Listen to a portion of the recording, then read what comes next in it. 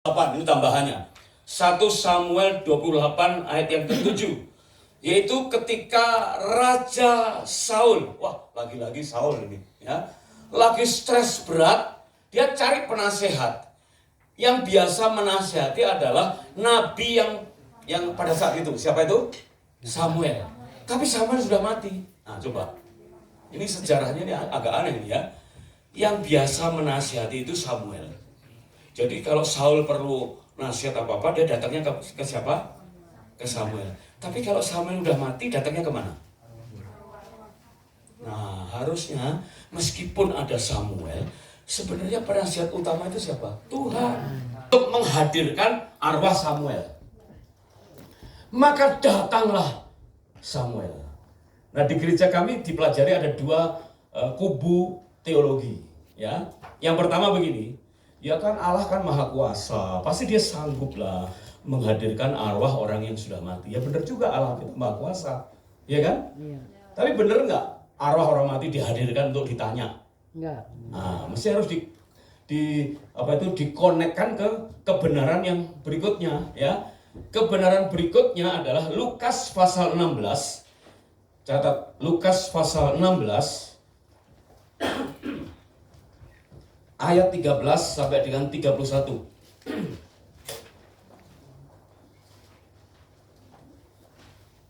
Lukas 16 ayat 19 sampai dengan 21. Di situ Tuhan Yesus bercerita tentang seorang kaya. Pernah dengar nggak ceritanya? Orang kaya mati. Orang kaya bisa mati nggak? Bisa.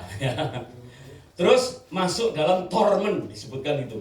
Aniaya, ya kan? Sampai dia kehausan. Makanya aku bawa minum nih karena kehausan juga.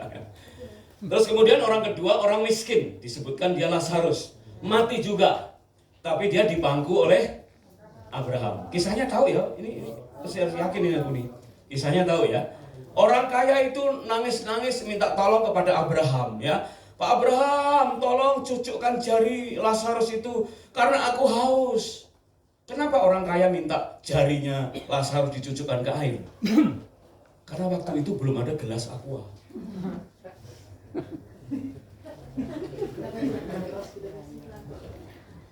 Benar gak? Kalau sudah ada gelas air mineral pasti bilangnya gitu ya. Tolong kirim gelas air mineral kan gitu kan ya. Terus Abraham bilang apa? Nggak bisa. Nah ini perhatikan ini ya. Perhatikan ini. Abraham menurut kisah ini Tuhan Yesus melukiskan Abraham berkata nggak bisa. Karena di antara engkau dan aku terbentang apa? Jurang yang amat luas. Jurang yang amat dalam.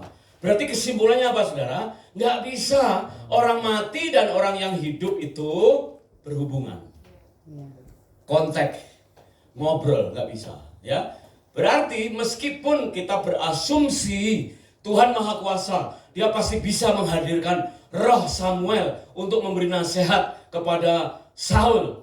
Itu sebetulnya kalau menurut sisi yang kedua nggak mungkin, ya kan? Bahkan cocok lagi dengan yang lain, nanti baca di ayat itu ya. Tuhan muak dengan orang yang berhubungan dengan arwah orang yang sudah mati.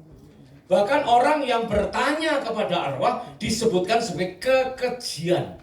Dan Tuhan akan menghalau. Artinya menghalau tahu nggak? Mengusir. Menghalau. Menghalau itu bukan Bang Edo lewat. Bang Edo, halo. Itu menghalau. Menghalau itu apa? Mengusir tanpa pesangon. Iya. Ya kan? Jadi gini, perhatikan ini ya. Orang yang bertanya kepada arwah itu Tuhan muak. Tuhan menghalau mereka dari hadapannya. Perhatikan. Jadi jangan sampai kita terjerumus.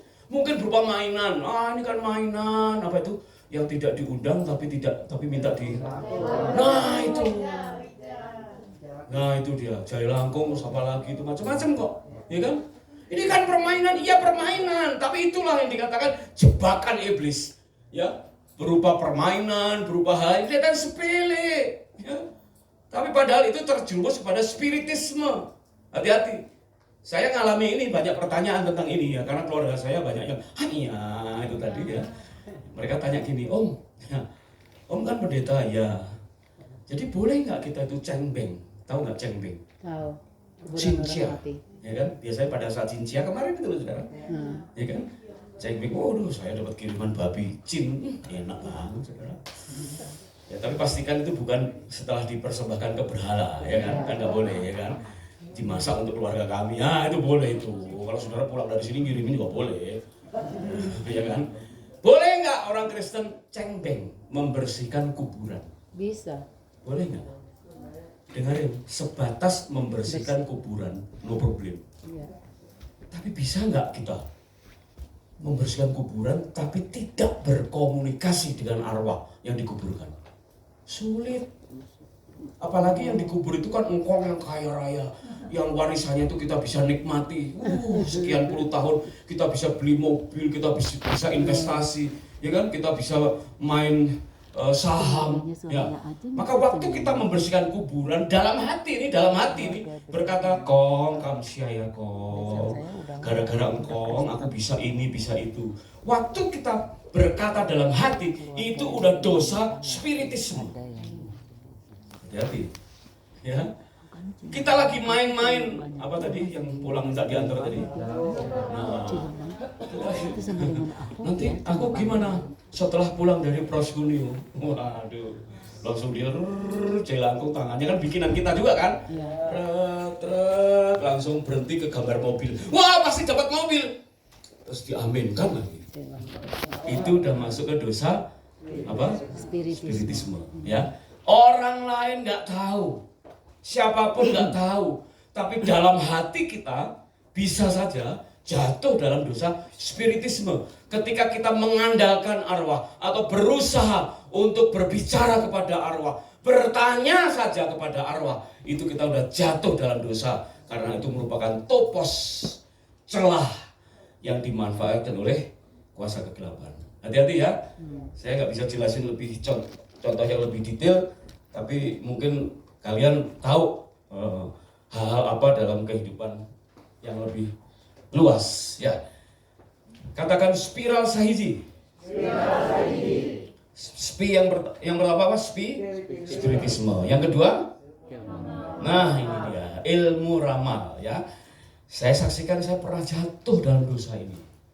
Kenapa saya perlu saksikan? Supaya Anda hati-hati ya. Saya punya teman yang pintar banget, nilainya A, cum laude.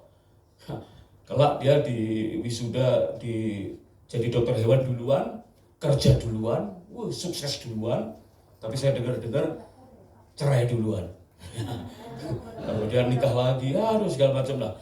Jadi orang pintar itu nggak menjamin, ya nggak menjamin. Tapi waktu kuliah, dia sangat dikagumi semua teman.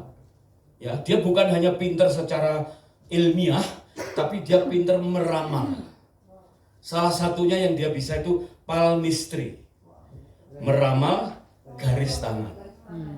Ada istilah-istilahnya. Ini garis usia, ini garis rezeki, ini garis perjodohan. Tidak tahu dah, dia pintar banget saudara. Dan teman saya itu hampir semuanya sudah pernah diramal oleh dia. Semuanya happy. Ada yang bilang gini, wah terima kasih ya. Nanti sebelum kuliah udah dilamar. Coba. Ya.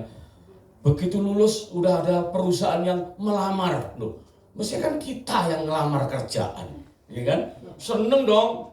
Baru lulus kuliah terus dilamar perusahaan. Ya kan? Seneng dong, nanti kamu akan umur panjang. Seneng saudara. Saya aja yang belum.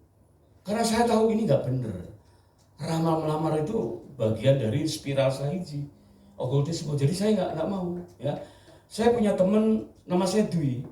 Ada teman wanita namanya Dwi juga. Ya, jadi saya itu disebut Dwi Lanang. Yang itu Dwi Wedok. Ya. Ayo Dwi Lanang sini. Dwi Wedok sudah kok. Ya biarin dong, ya kan? Semuanya sudah. Saya dipaksa saudara, ditarik tangan saya, ditarik ke muka teman yang pintar ini, ke depan itu ditarik sama semua teman. Ya udah akhirnya saya pegang ini, buka dong, buka. Begitu saya buka, dia kaget. Begitu dia kaget, saya juga kaget. Ada apa ini? Waduh, duk. bener-bener saya bukan sok-sok ngerah saudara, Roh Kudus menegur, enggak gitu, cuma deg gitu aja saudara ya. Wah ini ramal-ramal saya udah hindari gitu kan. Ternyata dia bilang gini, gawat ini. Hah? Udah deg-degan dibilang gawat gitu. Kesimpulannya apa? Teman-teman pada teriak-teriak saudara. Ada dua hal nih. Satu, itu semester 3 saudara, saya ingat betul itu.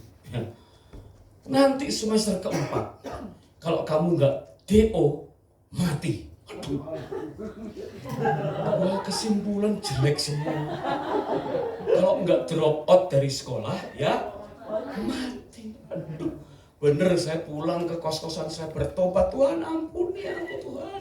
Ini ramalan jelek banget, ini nggak adil.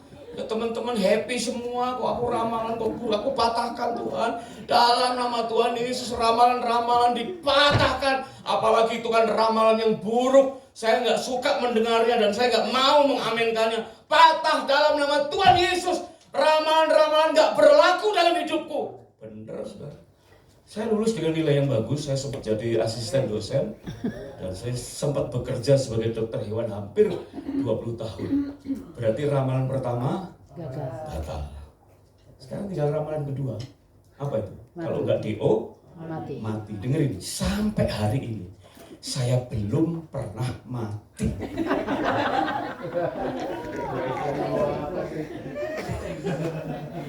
Hampir sering. Tadi Pak Joni kesaksian sama saya, puji Tuhan Pak, saya seumur-umur belum pernah cancel pelayanan gara-gara sakit.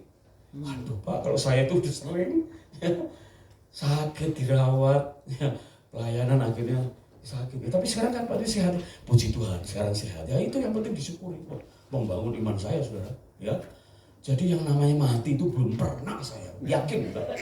Tanya istri saya, belum pernah saya.